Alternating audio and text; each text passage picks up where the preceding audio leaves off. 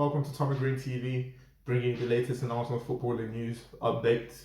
Landed on my channel, you know what to do. Like, share, comment, subscribe to my channel. Match day 27, Burnley v Arsenal, 1-1. VAR has done it again. VAR has done it again. It's done it again. It's done it again. VAR has done it again. Fam, I don't even know what to say. Before we go into the Arsenal game itself, I'm going to touch on VAR because my understanding of penalty is, if your hand swings out in an unnatural position in the penalty box, whether it's knowingly or unknowingly, consciously or unconsciously, it is a penalty. So when Eric Peters, the first time Pepe flicked the ball on down to his shoulder bit, it wasn't a penalty. I was like, cool. The second time, blatant penalty, Pepe flicked the ball to try and go overhead, and he literally went. And what takes the piss out of all of this is that after that, he winks. He does the Ronaldo Rooney wink. So, what is VAR here for? Somebody please tell me. Clear and obvious penalty. What is VAR here for? VAR is supposed to look into games and situations like that and make it smooth. I don't understand what there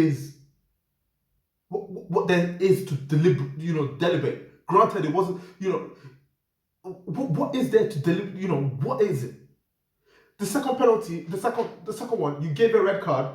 Oh God, I'm so pissed. You gave a red card, you rescinded it, and then you gave a yellow card for stopping the ball from going in because it hit his shoulders here. I get it was not his handball, but if you're giving a yellow card for a foul that he stopped the ball from going in, surely that's a penalty as well.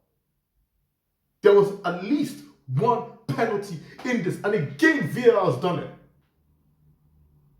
VAR has robbed us again. I'm so fed up. Yes, that's just one aspect of the game, but that was a turning point in the game. Because before then, the game was quite stale. It was a game of where you looked and there wasn't a lot of opportunities created up to that point. So, at the end of the day, that's cost us a goal at least. We don't know if they were going to score, but it's cost us a goal. Period. I'm fed up of VAR. I'm fed up of this conspiracy of VAR and Arsenal. It's wrong. That was a clear penalty. Okay, put that to one side. What did I think of the game today? We threw this game away. Again. We gave the game away. Period. I don't need to go on and speak long and go, oh yeah, this, that. We threw the game away again. Simple. If you know football, you know that we threw this game away. We, at a point, were lucky that Burnley didn't go 2-1 up. The first half was perfect. It was perfect. The first half was perfect. Till the end of the first half. Again, if we're not starting slow, we're giving goals away at the end of first halves. Why?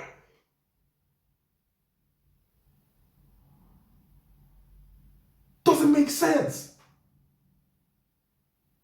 The mentality is bad. The game management is bad. The leadership on the pitch is bad. You're about to go into first half. You're about to go into first half. You've got maybe 10 minutes or so, 5-10 minutes. You have the ball in your box. We've missed at this point host of chances. Aubameyang missed an open goal. Xhaka missed goal. And we're just trying to manage the game now so we can fizzle out, into the first half, end of the first half, and then we can come back in the second half and we can regroup and start again. What do? I don't understand this passing from the back. It is common sense to know that, okay, look, when you are being pressed in your own box, there are times when you just need to boot the ball. Leno receives the ball. Xhaka is calling for the ball. Please, give me the ball. As a keeper, you take leadership. That box, 18-yard box, is yours to take command of. So what do? You assess the situation. You're a goalkeeper for a reason. You assess the situation in front of the whole pitch and see what is the best course of play. You see the Burnley players, there are 3 Burnley players in our box waiting for you. Oh, Lord Almighty. Oh, have mercy, Lord. There are 3 Burnley players, 3 or 4 Burnley players, well positioned, waiting to press. And what do? You give the ball to Xhaka. Okay, fair enough. You still have time. You see their players coming. You don't quickly say man on. Xhaka, at the same time, what does he do? He uses his weaker foot to clear the ball away. Why?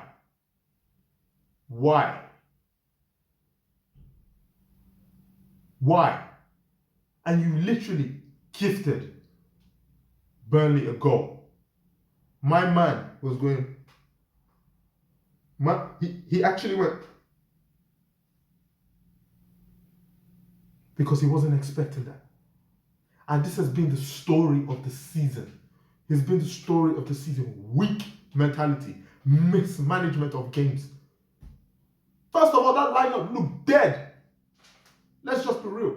I keep saying it. Arteta is a man that he doesn't have that. Any other club, any other big club, this man would have been out. So what he does is he goes by, like I said, we don't know what goes on behind the training, so he picks his players based on training. Fair enough. But I find it baffling that the previous game, William played well, he started, and he had a poor game again today. Apart from the assist, he had back to the old Williams. So he had a poor game.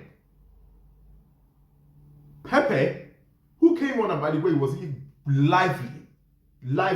If he didn't come on, we wouldn't be talking about VAR, we wouldn't be talking about penalty, we wouldn't be talking about missed opportunities. He came on with a spark. You drop him to the bench.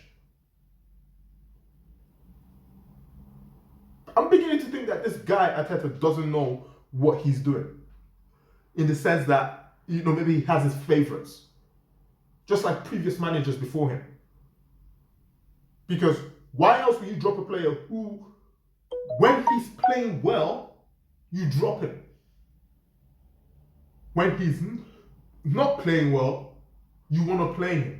Pepe was playing well from the beginning of the year on the left.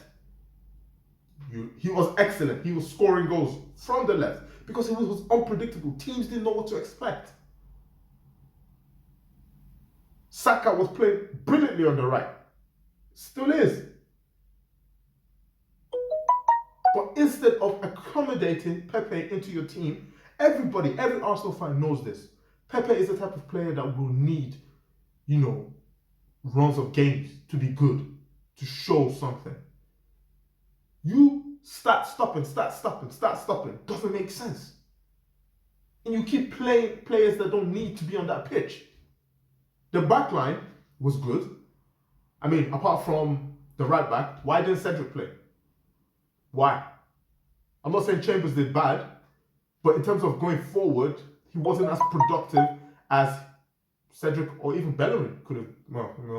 As Cedric could have been. So why wasn't Cedric playing? Cedric hasn't played in almost 2 weeks now. Look at the game and all the chances that we missed. And there was a lot of them. Aubameyang, the open goal, Saka, Pepe, Aubameyang, Ceballos. We give away points. Us not winning today was our fault. There isn't any way you could put it. Yes, VAR screwed us big time. But I go back to the situation again. Why let situation like that be the dictation of you getting points? If we had closed the game down in the first half, we would have been about 3-0 up. That way, if VAR even bothers to rear its ugly head up, we won't be affected. And even after the VAR, we still had chances. Aubameyang again had another chance. Second half, Aubameyang had what? 3 touches in the box. He was so unhappy. His body language from the beginning of the game to the end of the game, too different. When he scored, that first half, he was amazing.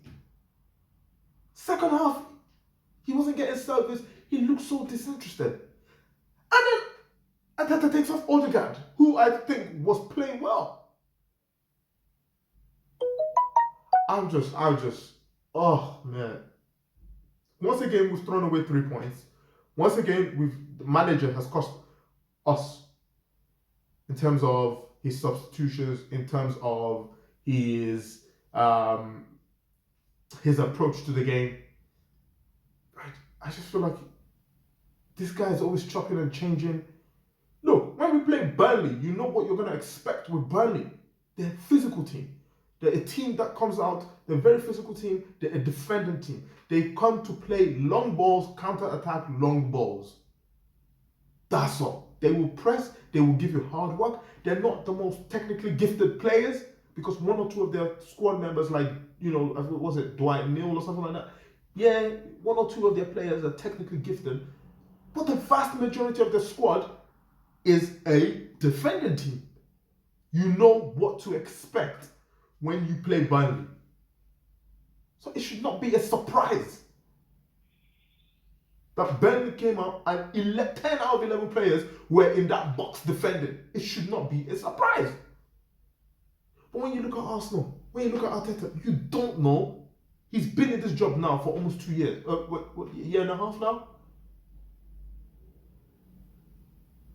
And we still don't know what his approach to play is. 1 week you see the team pressing and giving good energy. The next, you're either drawing or you're losing. What is the identity of this team? What is Mikel Arteta's approach? Always changing, always chopping. I get you don't have some of the players that you want, but I'm sorry, we have the players to be at least challenging for top 6. Are you telling me that we can't get into... No. Are you telling me that we can't get into the Europa League spot with the players that we have? You have a player who's a Golden Boot winner. You have a keeper who's really up there, who even despite his mistake, he saved us today. You have a squad full of international players playing for the highest countries. So what's the problem? We're just tired, man, because next week we'll probably win a game next week and everybody will forget this, forget a game, this papering over the crack. But I guess it wasn't meant to be for us today. It's frustrating because once again, we caused our own problems. And all everyone's going to be talking about is VAR and not look at our performance. Our performance was shocking. Especially in that second half. How many more chances do you need? We need to be ruthless. How many more chances do you want to put the ball in the back of the net? We need to be ruthless. Like, share, comment, and subscribe, guys. Let's get it.